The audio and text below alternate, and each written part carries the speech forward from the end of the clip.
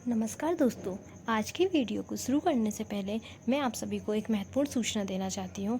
वह है कि 5 मई 2020 से दोपहर 12 बजे आप सभी करेंट अफेयर्स की लाइव क्लासेस ले सकते हैं। वो अड्डा 24/7 के फेसबुक पेज पर आपको सारी क्लासेस लाइव मिलेंगी।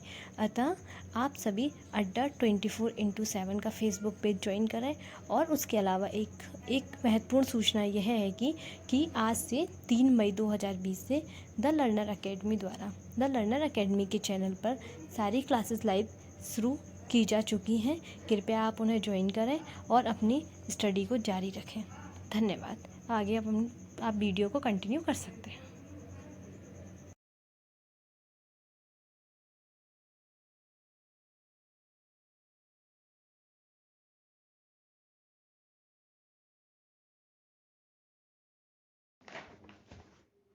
नमस्कार दोस्तों, मैं खुशबू जैन द लर्नर अकेडमी में आपका स्वागत करती हूँ। चलिए उन करेंट अफेयर्स के सेशन को आगे बढ़ाते हैं और शुरुआत करते हैं आज के करेंट अफेयर्स की पहली न्यूज़ से।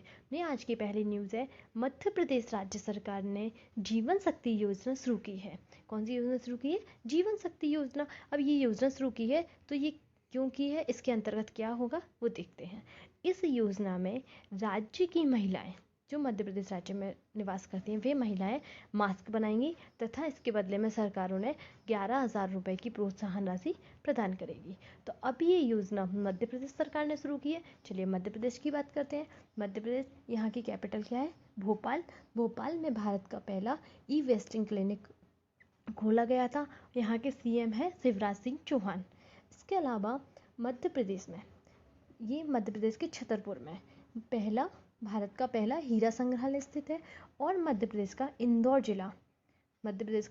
जिला पहला जिला बना है जहां पर ड्रोन के थ्रू सैनिटाइजर किया गया था। ठीक है दोस्तों। और एक और न्यूज़ है मध्य प्रदेश से रिलेटेड। यहाँ के नए सचिव बने हैं कौन? इकबाल सिंह को यहाँ का नया सचिव बनाया गया है। और मध्य प्रदेश रेडियो स्कूल भी शुरू किया गया है। मध्य प्रदेश में रेडियो स्कूल भी शुरू किया गया है। और मध्य प्रदेश में खजुराहो के मंदिर स्थित है। अच्छा, एक क्वेश्चन पूछा जाता है, असम के खजुराहो के मंदिर किसे कहा जाता है? इसका आंसर मैंने पिछली वीडियो में मैं दे चुकी हूँ, तो आप इसका आंसर कमेंट बॉक्स में दें। और मध्य भारत का पहला फूड पार्क देवास में स्थित है। और मध्य प्रदेश ने युद्ध कल्याण योजना भी शुरू की थी। इसके अलावा चलिए अपन नेक्स्ट न्यूज़ की तरफ चलते हैं। नेक्स्ट न्यूज़ है, अम्बुवाची मेला असम राज्य में आयोजित किया जाता है। कौन सा? अम्बुवाची मेला असम राज्य में आयोजित किया जाता है। कहाँ पर? असम राज्य में स्थित कामाख्या देवी मंदिर पर इस मेले का आयोजन किया जाता है। चलिए असम की बात करते हैं। असम, यहाँ का प्रसिद्ध त्योहार कौन सा है? बिहू है। और इसके अलावा भारत का सबसे लंबा पुल भूपेन हजारिका, यह लोहित नदी पर असम में ही स्थित है। और यहाँ इसकी लंबाई कितनी है? 9.15 किलोमीटर इसकी लंबाई है। इसके अलावा यहाँ नेशनल पार्क है, मानस, डिब्रू, नोमरी, यहाँ के नेशनल पार्क्स हैं।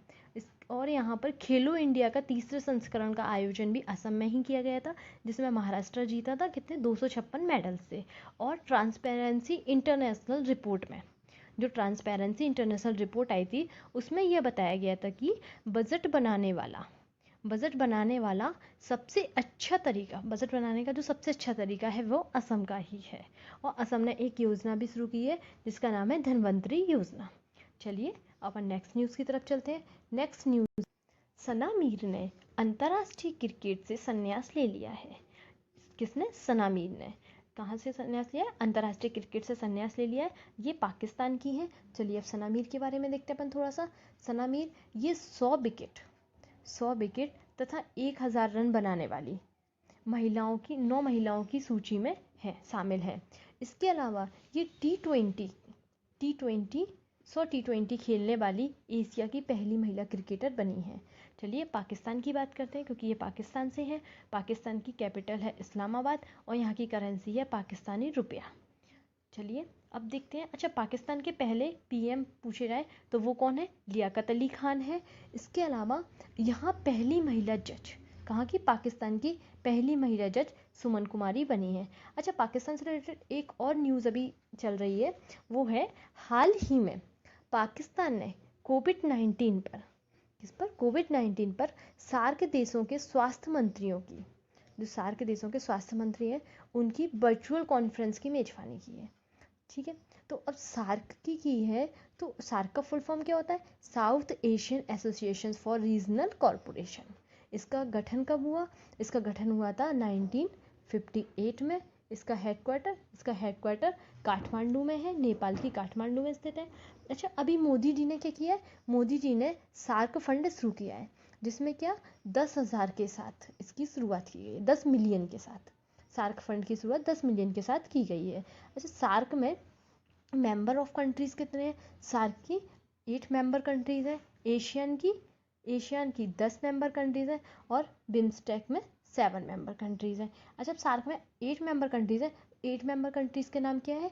वे हैं Afghanistan, Bangladesh, Bhutan, Nepal, Sri Lanka, India, Pakistan, Maldives.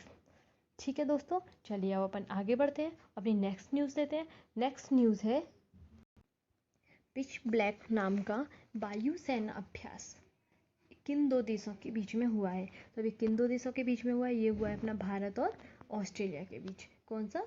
Pitch black सैन्य अभ्यास। ये कौन सा? वायु सैन्य अभ्यास है। इसके अलावा भारत और ऑस्ट्रेलिया के बीच में कौन सा सैन्य अभ्यास होता है? वो होता है अपना ऑस इंडेक्स। कौन सा? ऑस इंडेक्स सैन्य अभ्यास। ये भी भारत और ऑस्ट्रेलिया के बीच ही होता है। अब बात करें पिच ब्लैक की। पिच ब्लैक ये द्विवार्षिक सैन्य अभ्यास है। ये अभी अपना 2020 में होना था। कब? 27 जुलाई से 14 अगस्त तक इसको होना था, बट कोविड-19 के चलते इसको भी पोस्टपोन कर दिया गया है। अब ये 2022 में होगा। अच्छा, इसके चलिए अब अपन ऑस्ट्रेलिया की बात करते हैं। ऑस्ट्रेलिया, यहाँ की कैपिटल कैनबरा है, और ऑस्ट्रेलिया का सर्वोच्च सम्मान कौन सा है? सर्वोच्च सम्मान है ऑर्डर ऑफ ऑस्ट्रेलिया। ये किरण मजूमदार शो को दिया गया था। किरण मजूमदार शो को इस सम्मान से सम्मानित किया गया था। कौन सा सम्मान? Order of Australia.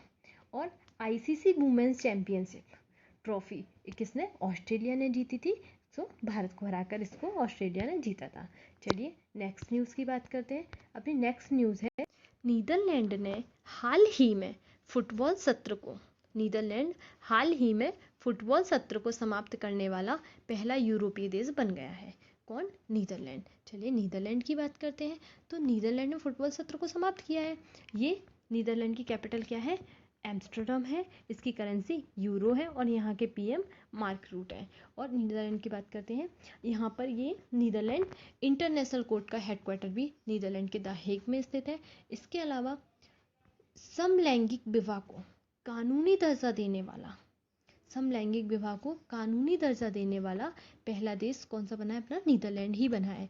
और एशिया का पहला देश कौन सा है जिसे समलैंगिक विवाह को कानूनी दर्जा दिया है? वो है अपना ताइवान। इसने 2019 में समलैंगिक विवाह को कानूनी दर्जा दिया है। इसके अलावा नीदरलैंड की हॉकी टीम कैप्टन महिला ईडीजी। कौन? ईडीजी। इन्हें 2019 का player of the year award दिया गया है। इनको क्या वुमेन्स के लिए मिला है, और मेंस के लिए मनप्रीत सिंह को दिया गया है। चलिए नेक्स्ट न्यूज़ की बात करते हैं। 2021 में पुरुषों की विश्व मुक्केबाजी चैंपियनशिप की मेज़बानी सर्बिया करेगा। अब ये न्यूज़ इंपॉर्टेंट क्यों होती है? क्योंकि सब पहले इसकी मेज़बानी विश्व मुक्केबाजी चैंपियनशिप की मेज़बानी भारत करने वाला था, लेकिन अब इसकी मेज़बानी सर्बिया को दे दी गई है। किसने? अपने इंटरनेशनल बॉक्सिंग एसोसिएशन के अध्यक्ष हैं अजय सिंह। उन्होंने इसकी मेज़बानी सर्बिया को दे दी है कि अब भारत इसकी मेज़बानी नहीं कर पाएगा, सीधी इसको सर्बिया को दे दी है। अब ये सर्बिया के बेलग्रेड में होगी। चलिए बात करते हैं इसकी इंटरनेशनल बॉक्सिंग एसोसिएशन की स्थापना कब हुई थी? इसका फॉर्मेशन 1946 में हुआ था। हेडक्वार्टर इसका लुसाने स्विट्जरलैंड में है। इसके अलावा चलिए अब सर्बिया की बात करते हैं। सर्बिया, यहाँ की कैपिटल बेलग्रेड है, जहाँ पर विश्व मुक्केबाजी चैंपियनशिप का आयोजन किया जाएगा। और नोवाक जोकोविच ये सर्बिया के ही हैं। चलिए नेक्स्ट न्यूज़ की बात करते हैं। नेक्स्ट न्यूज़ है भारत में पीटर वर्ग जलवायु संवाद के 11वीं सत्र में हिस्सा लिया। किसने? भारत ने लिया है। इसका आयोजन कहाँ किया गया था? इसका आयोजन जर्मनी में किया गया था। यह पहला वर्चुअल सम्मेलन था जो 27 और 28 अप्रैल 2 दिन हुआ था। 27-28 अप्रैल को 2020 में हुआ था। चलिए अब इसकी बात करते हैं। तो ये जलवायु से रिलेटेड है।